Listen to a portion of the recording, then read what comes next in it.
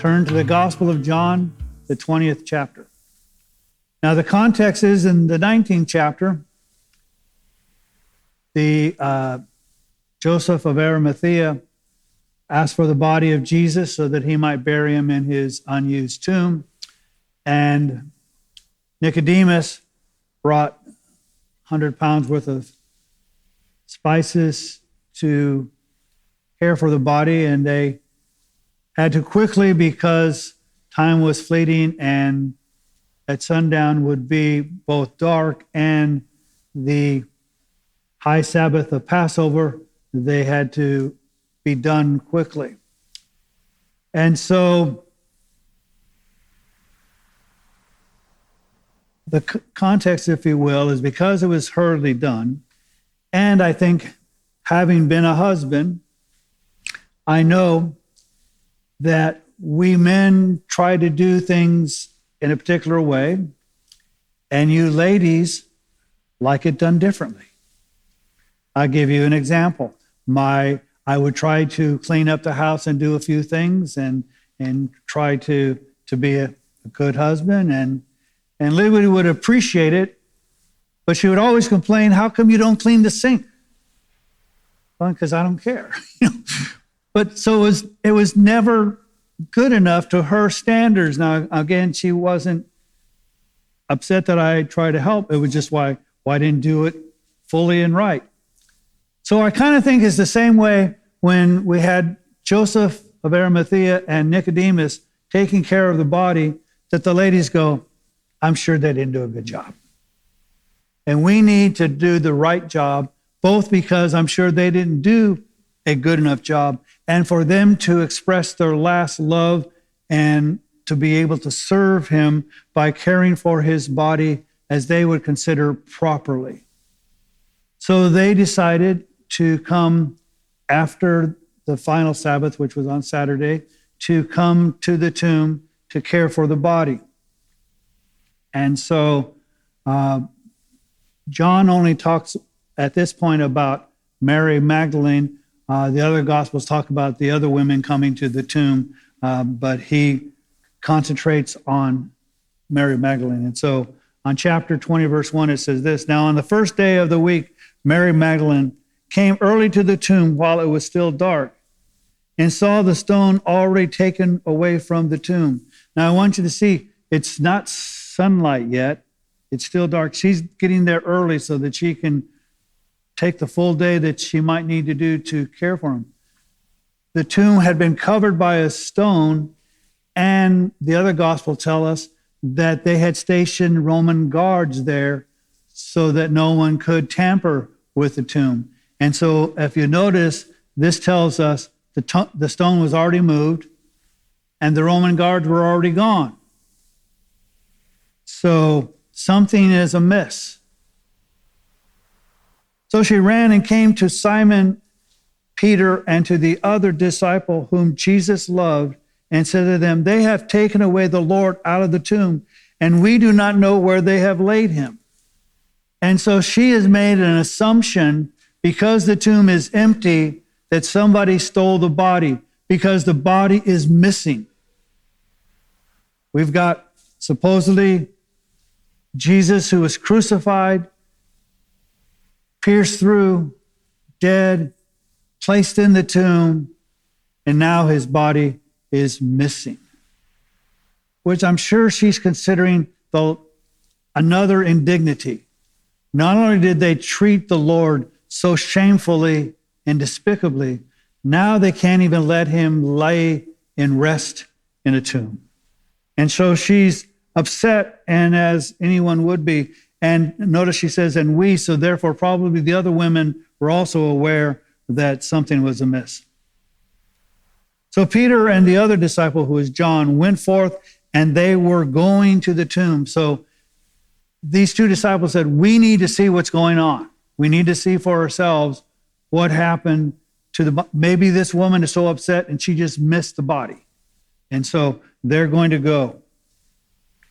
The two were running together. Now, again, they're not taking a casual stroll. All of a sudden, something like that is very amiss, and they want to know, and it's an urgent situation for them. So they're running to the tomb, and the other disciple ran ahead faster than Peter and came to the tomb first. Now, I don't know why John was faster than Peter. Maybe he was younger. Maybe he was more fit. Maybe he was more anxious to see, and Peter was a little more unsure. But John wins the race and gets to the tomb first. And stooping and looking in, he saw the linen wrappings lying there, but he did not go in.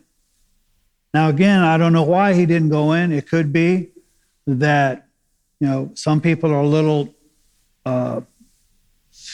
afraid of the dead and tombs and graveyards and whatever. And so that might have been, or it might be that being a observant Jew, that he didn't want to be unclean by entering into a tomb, but he is reluctant to enter in, even though he's seen that the body isn't there, but there is linen wrappings. And so Simon Peter also came following him and entered the tomb, and he saw the linen wrappings lying there. Peter, this is Peter. Peter is the bull in the china shop. He runs. He's not worried about whether you're clean or unclean or whatever. He's going to go in, and I want to see for myself what's going on. And so he enters into the tomb. And not only does he see the linen wrappings lying there, and the face cloth which had been on his head not lying with the linen wrappings, but rolled up in a place by itself. Now, this is significant. Why is it significant? It helps us to understand where the missing body might be. Because if somebody stole the body as Mary Magdalene had assumed, they wouldn't bother unwrapping the linen wrappings, and they wouldn't worry about taking the face cloth and rolling it up. They just grab everything and take off.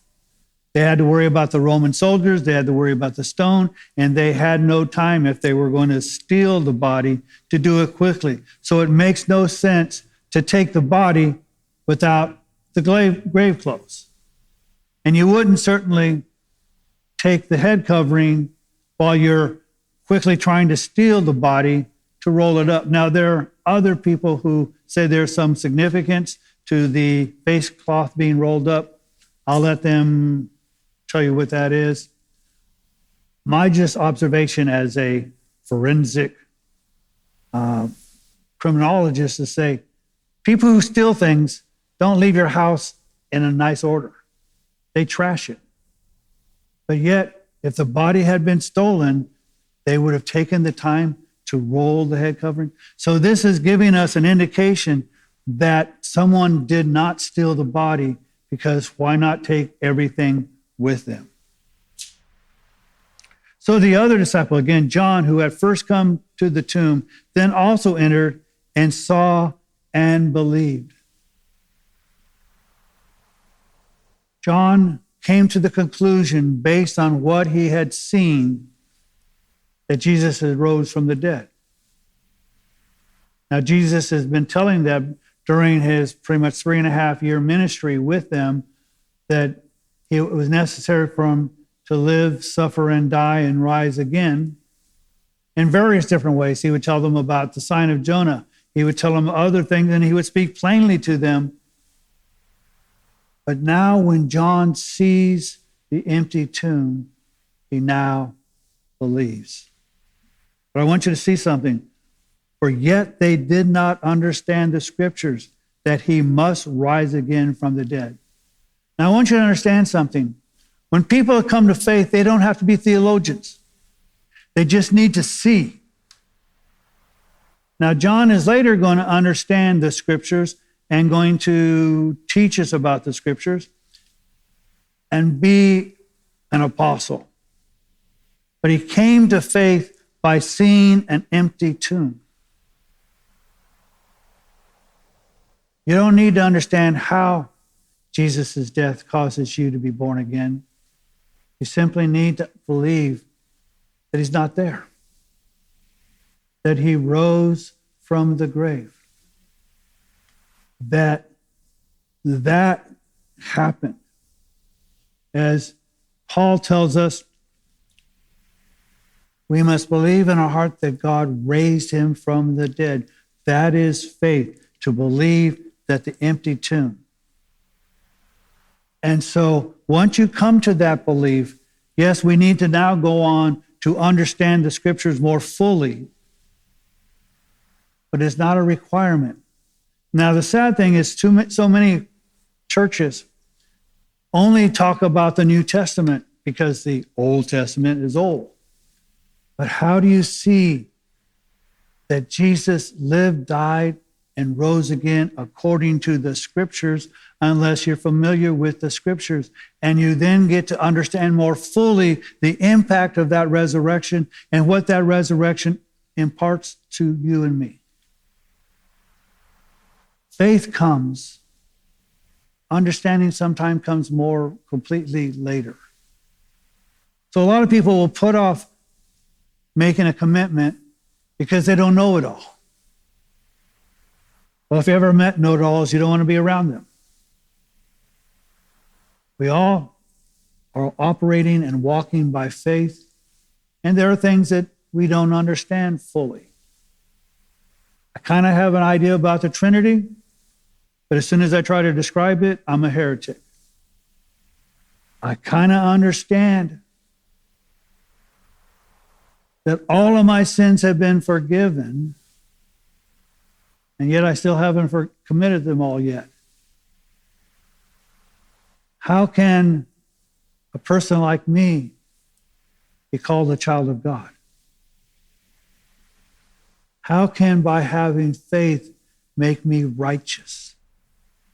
See, these are all scriptural understandings, but none of those do you any good until you have seen that the tomb is empty.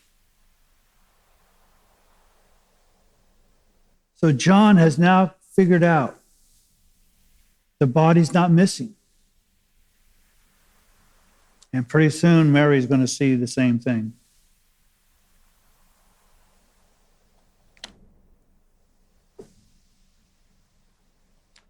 So the disciples went away again to their own homes, which I find kind of interesting.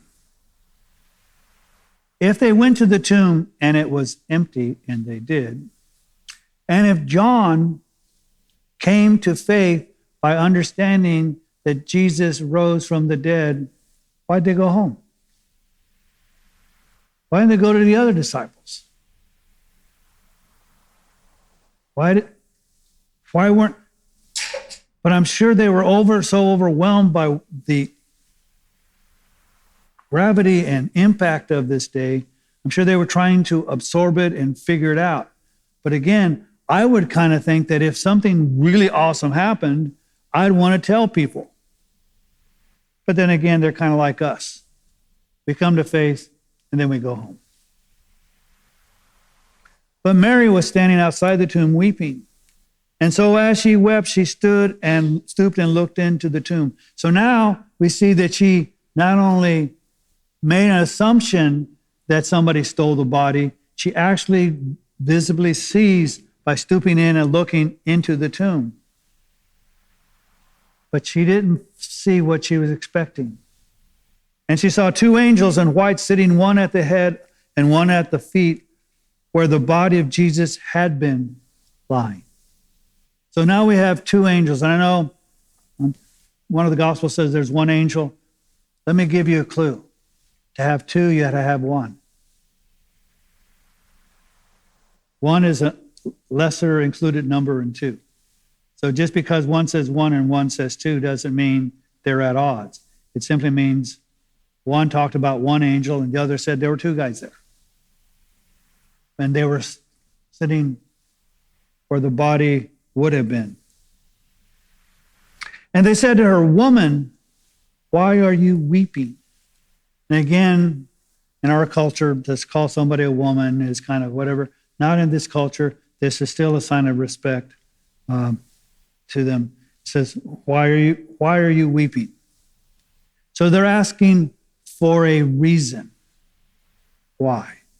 So I find this question interesting. the angels asked for a reason. And she said to them, because they have taken away my Lord, and I do not know where they have laid him. So again, she continues to make the assumption that somebody stole the body, because otherwise, why wouldn't it be there? Because he was dead. But again, she hasn't observed the linen wrappings. Because oftentimes, when we are faced with grief, facts are difficult to observe. We feel. And she feels that somebody has done something inappropriate to her Lord, and she wants to find him, his body, reclaim it, and care for it the way it should have been cared for. So she says, that's why I'm crying, because I don't know where they've laid the body. It's missing. And when she had said this, she turned around and saw Jesus standing there and did not know that it was Jesus. Now again, this is not uncommon after the resurrection. When two men were walking to Emmaus, they were talking, and Jesus came up and started conversing with them and talking about how it was necessary for the Messiah to die and rise again. And then they didn't understand it was Jesus until he broke bread and thanked him. There's common times when people don't recognize who it is. Also, there are times, as the scripture says, sometimes we entertain angels unaware. Sometimes we just don't know who we're dealing with. And so again, she's going to make another assumption.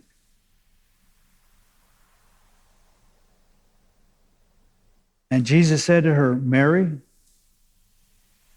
And she turned and said to him in Hebrew, Rabboni, which means teacher. So now when he has called her name, I'm sorry, I jumped one, which is important. Let's go back to the previous. Jesus said to her, woman, why are you weeping, and whom are you seeking? And supposing him to be the gardener, she said to him, sir, if you carried him away, tell me where you have laid him, and I will take him away. Notice Jesus' question is, whom are you seeking? Why are you weeping? Whom are you seeking? So Jesus has made a critical question. I don't need to know necessarily why. Who is it that you're crying for? And again, Mary makes that assumption that he's somebody different and he's the gardener because it's in a garden. And so she's going to think, well, obviously he knows where they would have taken the body. So she says, tell me and I'll secure it. And Jesus said to her, Mary. And Mary turned and said to him in Hebrew, Rabboni, which means teacher.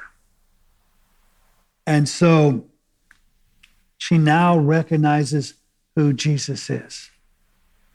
She calls him teacher. And in Rabboni, it's even a more masterful title than just rabbi. It's master teacher. So she's expressing that to him. And I'm having trouble, so if you can. So Jesus said to her, stop clinging to me, for I have not yet ascended to the Father, but go to my brethren and say to them, I ascend to my Father and your Father, and my God and your God. Now, I can kind of understand what Jesus is, because he's saying, stop clinging to me, stop holding on. I still have things I need to do. Now, Mary, both because she loved Jesus as the disciples did, he'd been missing. She just wants to hold on to him. Because there for a while she was panicked. His body was missing, but here he is alive. And she's clinging to him.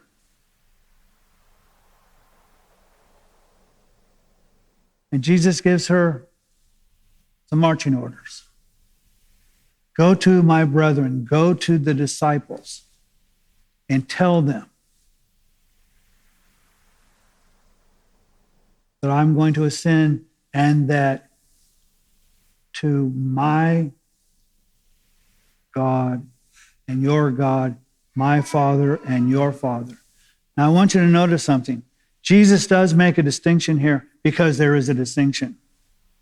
The relationship of Jesus to the Father is unique. He's the unique Son of God. He's the only Son of God. So his relationship to the Father is different. While we as believers are also children of God, and he is our Father, we are in a different place as children.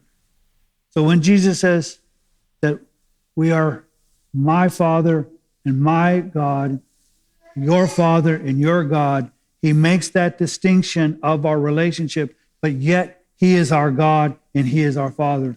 As a matter of fact, the only time Jesus really talks about our Father is when he taught the disciples what we call the Lord's Prayer, which isn't the Lord's Prayer, it was the disciples' prayer.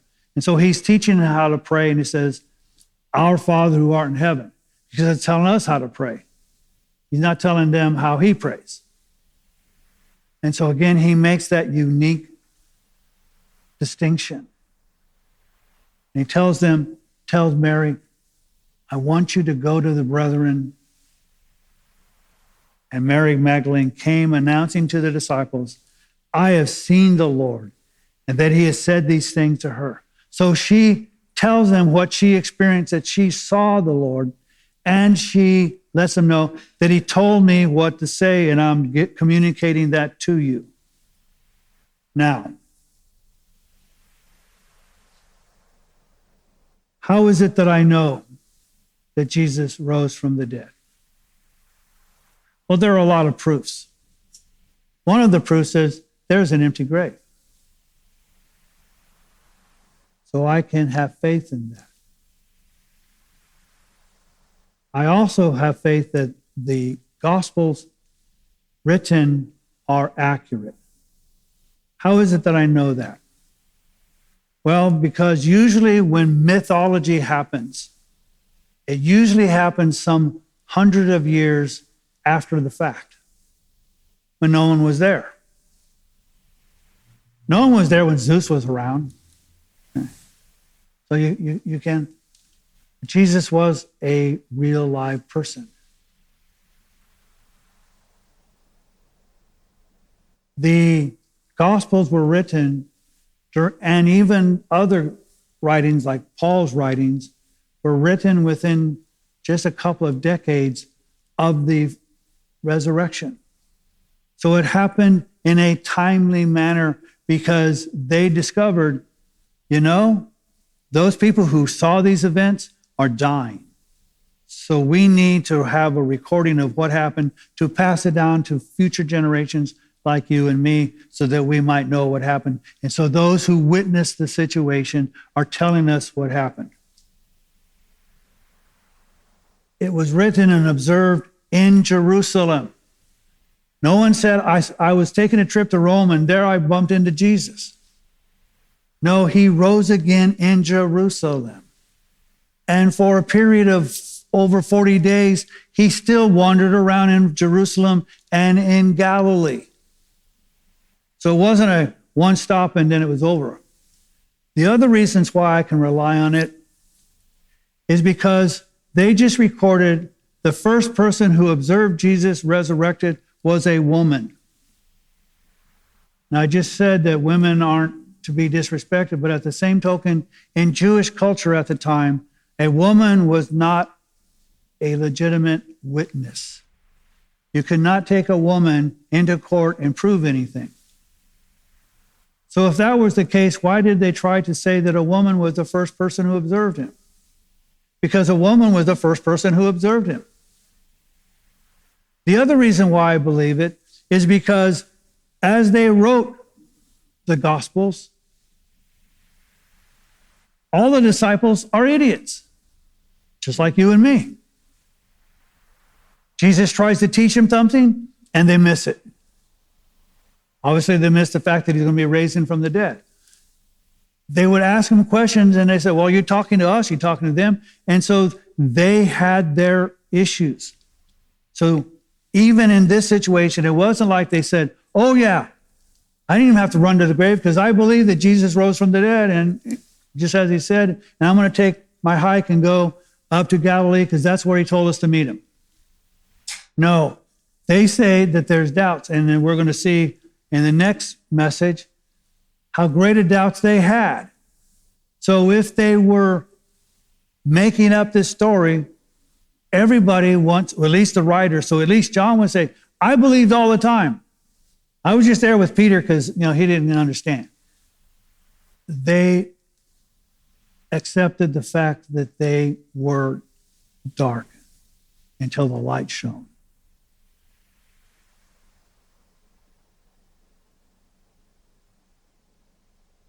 And the other reason I believe that he rose from the dead is Paul writes in 1 Corinthians chapter 15, starting with verse 3.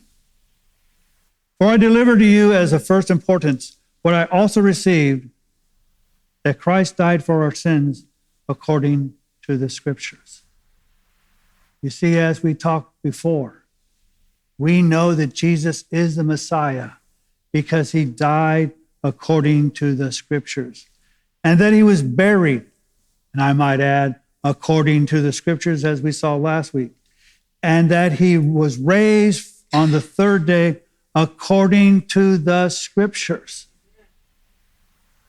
How is it that I know? Because the Scriptures have never failed us at any time. It has been true since they were written until today and for eternity. We may wither and dry up and die, but his word remains forever. And then he goes on to say, and then he appeared to Cephas, which is Peter, and then to the 12. And after that, he appeared to more than 500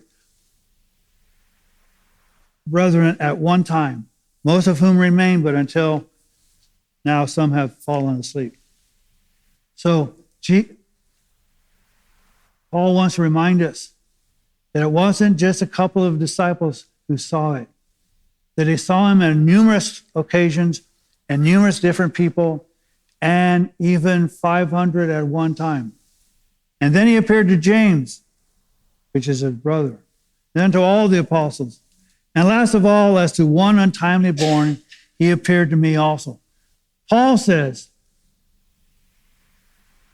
while I was on a journey to persecute the church, I came face to face with the resurrected Christ. So he goes, you can add me to the witnesses.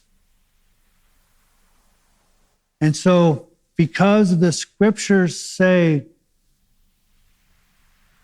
how he was to die and how he was to be buried and how he was to raise again, I know that he is the Messiah, just as I know that there is an Antichrist who will be wounded mortally in the head and will rise again. And that tells me that he will die and rise again according to the Scriptures, but not as Messiah, but as the Antichrist.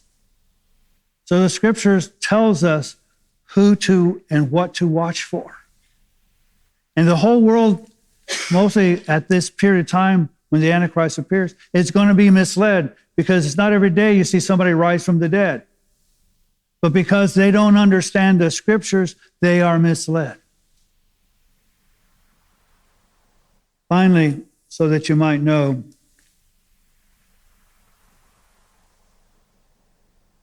in the Psalm, it talks about that Jesus, his body will not undergo decay. Scriptures tell us that he rises from the dead. And there are other scriptures. So we have reasons. So no, I was not there to see the empty tomb myself, and I've yet to see it. But I believe those who have seen it, and I believe those who have written of it, and I believe that the Word of God has demonstrated he has risen from the dead, and that his Spirit testifies to my spirit that he is God and that he raised him from the dead. When I take all of those combined, I can firmly say, I walk by faith, not by sight, but I walk by faith with reason, not with just superstition.